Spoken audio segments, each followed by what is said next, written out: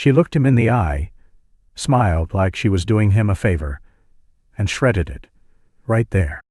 A U.S. Treasury check, issued to a veteran, torn to ribbons by a bank teller half his age in front of strangers who said nothing. Leonard Drake didn't flinch, didn't raise his voice. He simply nodded, turned, and walked out in silence. But 5 minutes later, 2 black sedans rolled up to the curb, quiet as a threat. And the name printed on that check, the one she destroyed without a second thought, stepped through the bank's glass doors with federal agents behind her. By sundown, the teller was gone, the manager was under review, and every employee knew exactly who Leonard Drake was. Because when a system forgets the people who built it, sometimes it only takes one quiet man to remind it what honor means. If that moment stayed with you, wait until you see what comes next. Type honor in the comments if you still believe service deserves more than silence. And if you carry those values with you, this channel is where they still live. Leonard Drake was 80 years old, but his spine still held the shape of a man who once carried more than his own weight. Tall, lean, with shoulders square and eyes that missed nothing. His hair, what remained of it, was cut short like it had been since boot camp, and every crease in his pressed khaki pants looked like it had been drawn with a ruler. He lived alone in a small second-floor apartment just off East Willow Street in Syracuse, New York. Quiet neighborhood, snow-heavy eaves, and a cracked sidewalk. He still salted himself each morning. Leonard kept everything in order. The old coffee pot clicked on at exactly 6:00 a.m. His boots were always lined perfectly by the door. Every Sunday, he rewound a VHS tape of his granddaughter's dance recital. Not for the performance, but because she had waved at him once in the crowd. He had served 32 years in the Army, Logistics Corps, moving supplies through rice paddies in Danine, deserts in Fallujah, and once under fire, across a bombed-out bridge in Kosovo. His left knee never healed right after that. The VA called it complicated damage. He called it his compass. People barely noticed him anymore. The bank tellers never remembered his name. The grocer double-checked his $20 bills. The neighbor's kid once asked if he'd fought in the Civil War.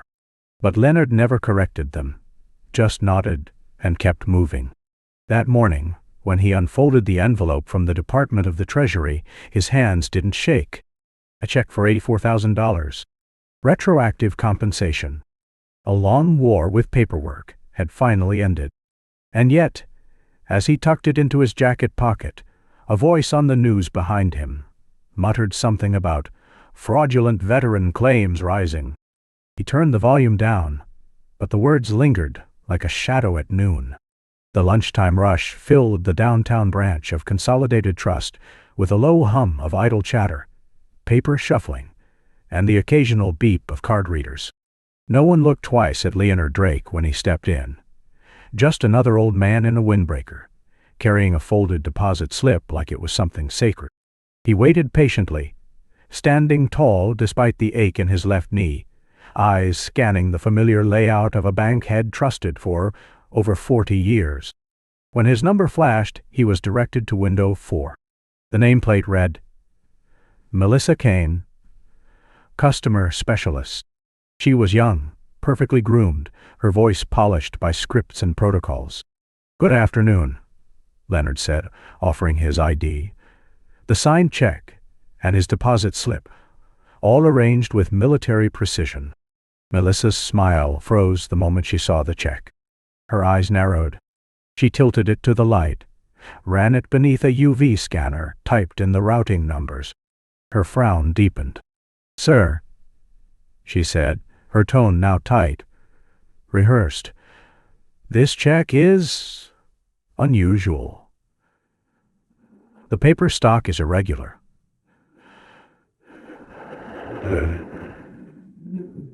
The routing code format doesn't align with our Treasury templates. This could be counterfeit."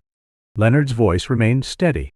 "It's a Treasury check issued by the Department of Veterans Affairs. It's retroactive disability compensation. I've waited years." But Melissa wasn't listening anymore. Bank policy requires us to treat all irregular instruments as high risk. We can't deposit this. And then, without warning, without escalation, without consulting anyone, she reached to her right, grabbed the check, and fed it into the high-speed shredder beside her terminal. The machine groaned. Word. And in 5 brutal seconds, $84,000 in compensation. 32 years of service, 3 war zones, and a decade of paperwork was reduced to confetti. Leonard stood motionless, staring at the slit in the machine's mouth. "You just shredded a United States Treasury check," he said quietly, the words falling heavy. Melissa didn't blink. "If it was valid, sir, you can request a reissue through the issuing department." He didn't raise his voice, didn't tremble, just stared. Around him, the air shifted. 2 customers paused, mid-conversation. A man in line behind him looked down. The security guard turned his head, then turned it back. The manager, Douglas Pierce, glanced over from his glass office, then lowered the blinds. The silence was thick. Complicit. Leonard slowly reached into his windbreaker, pulled out a weathered cell phone, the kind with real buttons, and scrolled through exactly 4 saved numbers. He stopped at one.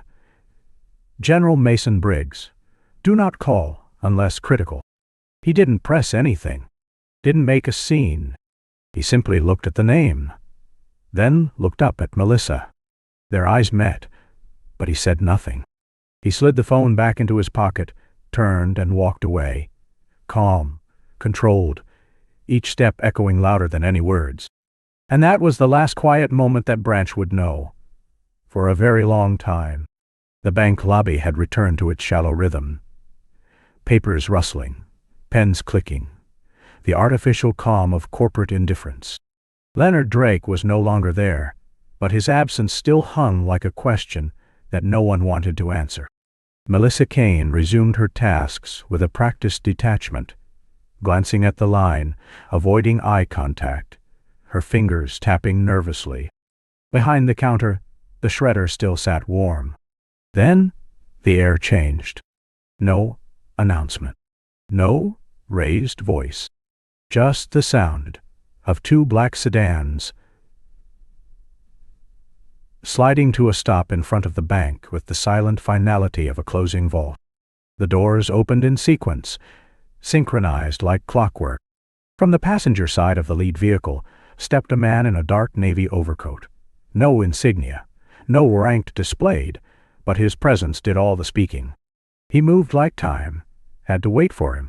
His posture was strict, refined, built not from gym hours, but from decades of precision. His jaw locked, his eyes still behind mirrored lenses, his boots planted on the marble floor like anchors driving through steel. People turned. First a whisper. Then a silence that rippled outward. The security guard at the door took one look and stepped aside without a word. The regional manager, who had just arrived minutes earlier and was still catching his breath from a panicked phone call, froze mid-step. Dot. Melissa Kane, who just shredded a veteran's lifeline, looked up and stopped breathing. The man didn't raise his voice. He didn't need to. He stepped across the lobby like it belonged to him. And in a way, it did. This was Colonel Everett Ward, Deputy Director of the Office of Treasury Oversight. But more importantly, the man Leonard Drake had once pulled from a burning convoy in Mosul, Iraq, 15 years ago. He didn't speak to the crowd, didn't acknowledge the branch manager or Melissa. Instead, he walked up to the center of the lobby, stopped directly in front of the glass teller wall, and said one sentence. Low, steady, without anger. "Where's the check?" No one answered. The silence was absolute. Colonel Ward slowly removed his sunglasses, revealing eyes that held more than rank. They held memory and debt, and the kind of authority that didn't need a title to be understood. His gaze landed on Melissa, and he didn't blink. She tried to speak, but her mouth just opened and closed, like something fragile had cracked inside her. He nodded once, then turned to Agent Davies, who had arrived a step behind him. She held up a document folder, no words needed, and handed it to the branch manager with the sharp precision of a courtroom gavel. A second agent began sealing off teller stations. Another approached the shredder, gloves already on. No one moved, because everyone knew what this was now. It wasn't a bank error. It wasn't protocol. It was federal. And the man who had just walked in wasn't here to ask questions. He was here to correct an insult, and no one needed an introduction. Everyone knew what came next. Under the sterile glow of the overhead fluorescence, the tension inside Consolidated Trust Bank had congealed into something viscous, heavy, inescapable. Conversations had died. Keyboards sat untouched. Even the hum of the printer in the far corner had ceased, as if the machinery itself understood what not to interrupt. The lobby was no longer a bank. It was a battlefield, silent, cold, waiting. Colonel Everett Ward stood like a pillar of judgment, unmoved. Across from him, barely 5 feet away, Melissa Kane still clutched her terminal, posture stiff, smile long since vanished. But behind her eyes the arrogance clung, wounded, yes, but not yet gone. "I don't know what this is supposed to be," she said finally, breaking the stillness with a voice too sharp for the quiet. "I followed procedure.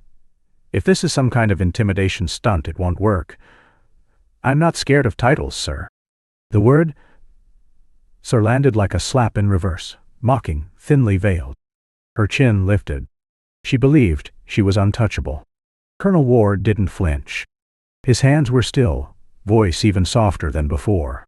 "You destroyed a United States Treasury disbursement. Federal compensation issued to a veteran of 30 years. Without verification. Without escalation. Without cause." She scoffed, arms folding. It looked fake. "I trusted my gut. People try to scam banks all the time. Wear old jackets, make up stories." "You mean people like him?" Ward said. He stepped slightly to the side, and Leonard Drake entered the lobby. He hadn't spoken a word since he walked out 40 minutes ago. Now, standing beside Ward, his presence was thunder without sound. The same jacket. The same calm. Except now, the storm had followed him back. Melissa's throat clicked, but no words came. Ward reached into his inside pocket, not hurried, not dramatic, and removed a folded sheet of paper. With 2 fingers he passed it gently across the counter. Melissa opened it. It was a printed Treasury verification document. Serial code, issue date, amount, $84,312.67, and beneath it, a notation in red. Classified operation. Verified disability compensation. Her eyes darted down the page, then froze on the last line. Signed by, Under Secretary Everett Ward. She blinked. The color drained from her face like ink pulled into paper. Colonel Ward's voice dropped another octave, so low it felt like the air itself had to lean in. "Your gut is not a federal protocol. And your judgment just cost this institution everything." He didn't yell. He didn't threaten. He only turned to Agent Davies, who had been silently watching from 10 feet away, arms folded, expression unreadable. Melissa's lips parted slightly. Her confidence, once rigid, now cracked at the corners. You can't do this," she whispered, but even she didn't believe it. Leonard didn't respond. He didn't look at her. He was looking past her, toward the wall where the American flag hung, folded, faded, framed. And Melissa finally looked too. For a single second, her mask shattered. It wasn't panic. Not yet. But it was fear. And it had just begun. The silence cracked when Agent Davies stepped forward, her badge gleaming under the artificial light, her presence slicing the tension with clinical finality. Behind her, Agent Marcus carried a black case. He opened it quietly, methodically, revealing a slim government-issued laptop. Dotty. Without a word, he connected it to the teller terminal, typing commands with surgical precision. Everyone watched. The screen flickered, then displayed a video feed. Internal surveillance. Footage. The timestamp matched the exact minute Leonard Drake had stepped up to the counter earlier that day. Every second, every frame was there. There was Melissa Kane, frowning, holding the check under the UV light, inspecting it obsessively. But then, the critical moment. Her cursor hovered over the system's verification button, and she didn't press it. She never escalated, never called a supervisor, never attempted protocol. Instead, she turned and shredded it. Her eyes locked on the footage, then dropped. Agent Davies spoke, voice cold, clipped, and broadcast clearly across the room. You bypassed the required verification channels. You made no attempt to call the Treasury hotline. You ignored escalation protocol and destroyed a federal instrument valued over $84,000. That's not caution. That's negligence. Melissa stammered. I thought it was fake. The signature didn't look right. The paper was security bonded, Marcus interrupted flatly. The signature matched Treasury templates. You skipped validation out of bias, not procedure. The arrogance that once clung to Melissa Kane like armor had peeled away. Her posture wilted. Her eyes darted toward the branch manager. But Mr. Henderson had already taken a half step back, arms crossed, face pale as the floor tiles. A customer in line muttered, just loud enough to carry. She didn't even look at his ID. Someone else whispered, he's a veteran, and she humiliated him. And suddenly, it wasn't just Melissa on trial. It was the quiet of the bank. The looks that had dismissed Leonard hours ago. The nods that had let it slide. A teller near the far window lowered her head. The security guard who'd smirked earlier now looked away. One man in a suit took off his glasses and wiped his eyes without a word. Melissa's voice cracked. I was just doing what I thought was right. I didn't mean to. You meant to destroy something, Ward said, his tone as still as stone. And now you've succeeded. Then came the moment no one would forget. Agent Marcus removed a pair of thin, polished handcuffs from his coat. He didn't raise his voice. He didn't announce an arrest. He simply held them out, not toward Melissa, but toward Agent Davies. She nodded. Melissa didn't resist. As the cold metal closed around her wrists, the room didn't gasp. It exhaled, as if something toxic had finally been purged from the air. She was led out quietly, head lowered, shoes barely lifting from the floor. Leonard Drake never moved. He didn't speak. He only watched. And the room finally saw him. For a moment that felt longer than it was, the bank stood still, held in a hush that wrapped around every person like a heavy invisible cloth. No words. No sudden movements. Only the quiet weight of recognition beginning to settle in, slow and deep, like the first breath after drowning. Leonard Drake didn't need to say anything. He didn't even look back. He simply stood. Not as a man seeking justice, but as someone who had carried it all along. A young teller, who had turned her eyes away when Melissa shredded the check, now stepped out from behind the counter, holding something in her hand. A small, folded cloth. A handkerchief. She approached cautiously, unsure, and placed it gently on the counter beside Leonard. Not a word passed her lips. Her eyes, however, said everything. Shame, delight, regret, and something softer, gratitude. A man near the window, suited and polished, who had earlier scoffed under his breath, he now looked down at his own shoes, like they'd betrayed him. His hands clutched the brim of his hat, knuckles pale, and without raising his head he whispered, "Sir, I didn't know." Not loud, not proud, just real.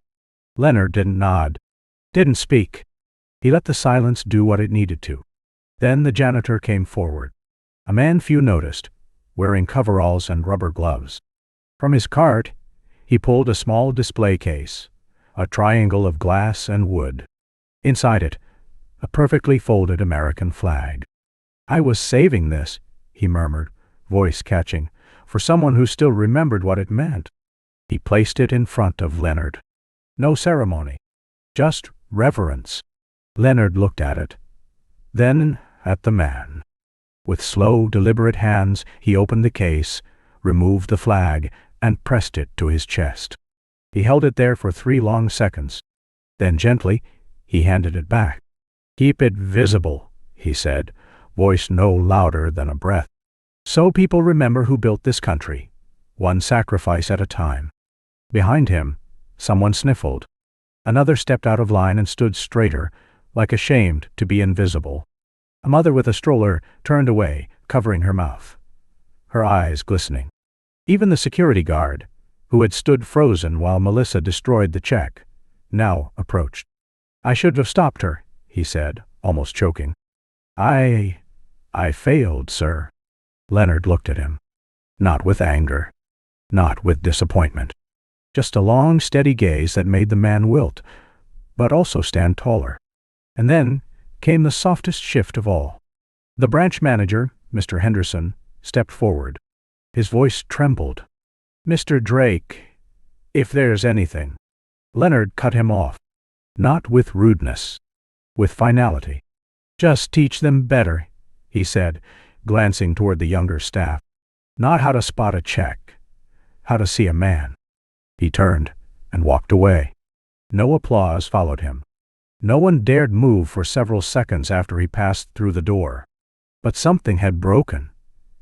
And in that break, something new was beginning. Outside, the light fell gently on Leonard's shoulders. He paused at the top step, took one long breath, then descended slowly into the street. And behind him, for the first time in a long while, the silence didn't feel cold. It felt ready. The bank reopened quietly. No ceremony, no speeches, just the soft click of a glass door on a Monday morning. But everything inside had shifted. Where the industrial shredder once stood, there was now a shadowbox display, a neatly folded American flag, a replica of the shredded Treasury check pieced together like a mosaic of dignity reclaimed. And beneath it, a polished brass plaque engraved with 5 simple words. "Leonard Drake, U.S. Army veteran." No one took credit. The case had been handcrafted by a retired cabinetmaker from the VFW Hall. The replica check, painstakingly restored from security footage stills, had been printed and assembled by a high school history class who had seen the news story shared quietly among their teachers. And the flag, that had come from a funeral home 2 towns over, delivered anonymously with a note, for the one they tried to erase. On the far wall near the waiting area, a new bulletin board began to fill. No directives were posted. Still, day by day, notes began to appear. "We're sorry. You reminded me of my dad. I didn't speak up, but I should have." One envelope contained a medal, no return address. Inside, a scribbled message. "You earned this more than I did." Leonard said nothing. He returned each Thursday. Same time, same coat. He never used the senior line. The new teller, a soft-spoken young man named Marcus, would always rise when Leonard approached, placing both hands on the counter as if steadying something sacred. They rarely spoke, but their silence carried a weight that reshaped the air. What? Word spread without marketing. A local teacher asked Leonard to speak. He declined, so her class came to him. One Thursday morning, a dozen students waited quietly outside the bank, seated on the steps, notebooks in hand. Leonard didn't give a speech. He sat among them, eyes behind dark glasses, answering only when asked. But when one girl asked, "Do you still trust people?" he looked up, long and slow, and replied, "Sometimes, just enough to stay human." The story rippled, not as a headline, but as a lesson. Other businesses in town began small changes. a reserved seat at the diner with his name, a flag decal on the bookstore window, a scholarship fund started in his honor by a family he'd never met. No fanfare, just motion, quiet motion. What? And beneath the security camera in the corner of the bank lobby, someone had framed a still image pulled from that day. Not of the agents or the confrontation or even the check. Just Leonard's back as he walked out into the sunlight. Spine straight, head high, dignity untouched. No caption needed. The image spoke for all of them. They met again that Thursday. Not at the bank, but 2 blocks down. Inside a quiet diner with checkered floors and the scent of old maple syrup soaked deep into the booths. The kind of place where the waitress knows your drink by the way you sigh. Leonard sat at the corner table, window behind him, the late afternoon sun drawing soft orange lines across his face, and the untouched mug of black coffee before him. Travis arrived 10 minutes late, boots thudding softly on the tile. Still in uniform, but with the collar loosened. He didn't speak as he slid into the booth. Just a nod. Half apology, half habit. Leonard nodded back, nothing more.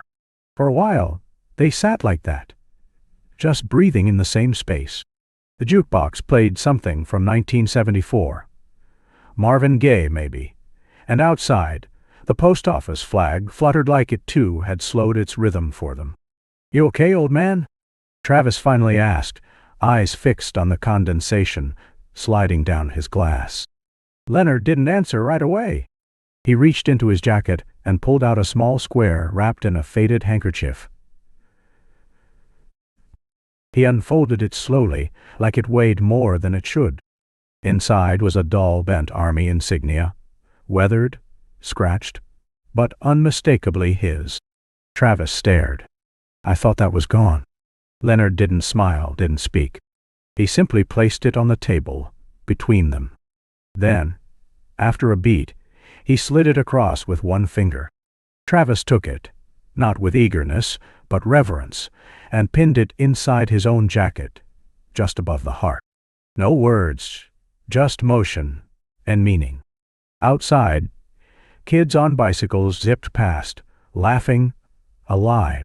Inside, the spoon in Leonard's cup tapped once, twice, then settled. The air held no pressure, just peace. For the first time in a long while, Travis leaned back, exhaled through his nose, and watched the man who once taught him how to salute. "You know," Travis said softly, "I didn't think I'd need you again." Leonard's hand paused on the coffee mug. His voice came low, dry, but warm. "You didn't. You just forgot I never left." Neither man looked at the other. They didn't need to. The silence was the thread, tying 2 lifetimes together without a knot. They sat like that until the jukebox fell silent and the light shifted to gold. Then, in perfect sync, both men rose. No handshake, no embrace, just boots on linoleum, chairs sliding gently back into place. As they reached the door, Travis held it open, not out of duty, but instinct. Leonard stepped through without pause. They walked side by side down the sidewalk, the kind of walk that said, "We've been here before, and we'll be here again." Back inside the diner, their booth remained untouched. 2 cups still warm. A handkerchief folded neatly on the tabletop. Cut. And a story that didn't need retelling, because for once, it had already been understood. It didn't happen overnight. But somewhere between the silence and the sunlight, Leonard Drake's name began to travel beyond the worn booth where he once sat, hands folded, eyes cast out the window like a man watching history pass in reverse. At the library, a quiet corner became a shrine of sorts. No marble, no speeches, just a single photograph tacked gently between 2 bookcases. Leonard in uniform, standing straight, his eyes neither proud nor bitter, just resolute. A few veterans added their own names to a notebook left beneath it, titled only, "Those Who Still Stand." In a 3rd-grade classroom across town, Mrs. Jacobs didn't mention the bar incident. She didn't need to. Instead, she asked her students to write letters to someone they respected. One boy, who had never met Leonard, drew an old man holding a folded flag. Beneath it, in shaky handwriting, "Thank you for not yelling when they were wrong." The pastor at the local chapel paused mid-sermon one Sunday, turned toward the pew where Leonard usually sat, empty that day, and said, "Sometimes silence teaches louder than words ever could." After the service, no one spoke, but one teenage boy approached an elderly man in the parking lot and offered to carry his groceries, not because he was told to, but because something had shifted inside him. Leonard never once retold the story. Not to the newspapers, not to neighbors. But it began to surface anyway, through whispers, through children's drawings on refrigerator doors, through barbershop talk that started not with gossip, but with, "You remember what Leonard did." His son, Thomas, spoke once, just once, at the Veterans Center. Not about the insult, not even about the courtroom, just about his father's hands, how they never shook, even when everything around him did. A plaque was quietly installed at the very booth Leonard had once been asked to vacate. It didn't name him, just read, "For the ones who kept standing, even when the room turned away." At the town's newspaper, an editor added a small note at the bottom of the weekly digest. "In gratitude to those whose dignity teaches us louder than any protest." And no one questioned who it was for. A group of local teenagers, without prompting, repainted the flagpole behind the high school and began raising the flag each morning. They didn't chant. They didn't film it. They just stood quietly, hand over heart, wind brushing against denim jackets and hoodies. When asked why, one of them shrugged and said, "Just feels right, I guess." Leonard never looked for thanks, but his silence echoed louder than anger ever could. And now, in barbershops, in schoolyards, in places where no one used to look twice at an old man walking alone, his name held weight. Or, not like a statue, but like a shared memory. A lesson passed hand to hand, and one evening, as the last light crept through the blinds of the diner, a small boy stared up at a framed sketch someone had pinned beside the register. Leonard, sitting still, eyes forward. The boy didn't ask who it was. He just stood there, still, listening, as if even the silence held something worth remembering. The diner fell quiet again. Not because someone asked, but because everyone understood. Leonard stood, slowly, the weight of years visible, not in his back, but in the way silence followed his every step. His son didn't speak, only stepped aside, letting his father walk past, the same way one lets a flag rise, without touching it. By the booth where it all began, a plaque had been bolted into the wood. He never raised his voice, only his standard. Leonard paused, one hand brushing the edge of that metal plate, and for a moment, even the wind outside stopped rattling the old glass. He looked at the young busboy, the same one who'd once turned away and offered only 6 words. "Speak less. Stand taller. Always remember." And then, without waiting for applause, Leonard adjusted the old cap on his head and walked into the morning light where the flag outside the diner caught a new gust of wind and snapped wide open as if saluting back. Behind him, no one moved. One by one, heads bowed, not out of pity, but reverence. Life has a way of reminding us that true strength doesn't shout. It endures, teaches, and then leaves quietly, knowing it's been heard. If this story stirred something deep in you, take a moment to type "Stand tall" in the comments. Not just for Leonard, but for every quiet warrior we've overlooked. And if you still believe that respect, dignity, and silent strength matter, this channel was made for you. Stay with us. We're not done telling the stories that matter.